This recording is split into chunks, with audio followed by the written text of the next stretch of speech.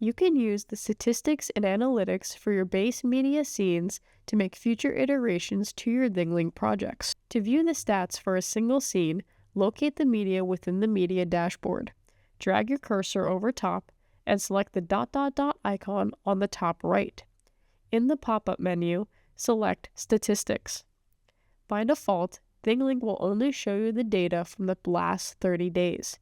If you wish to change this date range or have a custom date range, drag your cursor to the top right and select Last 30 Days. A drop menu will appear with the following options: Last 7 days, Last 30 days, This year, Last year, Forever, or Custom Range. This is useful if you have multiple course sections and you want to see how students are interacting with your material over time. For me, I'm going to select Forever. From here, you'll see that you have 6 different data points. You have the total number of views for the scene, the total number of tag opens for the scene, the total number of tag clicks for the scene, the open percentage rate of those tags, the click-through ratio, which is the total number of clicks versus the total number of views, and then the average approximate time students or viewers are spending on the scene overall.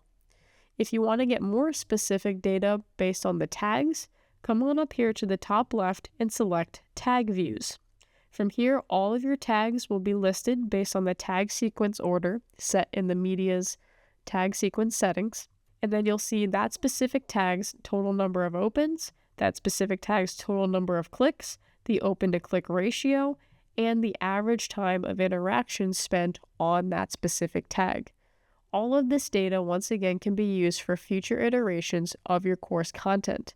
However, keep in mind, you will not be able to access student or learner or user-specific data within your ThingLink scenes.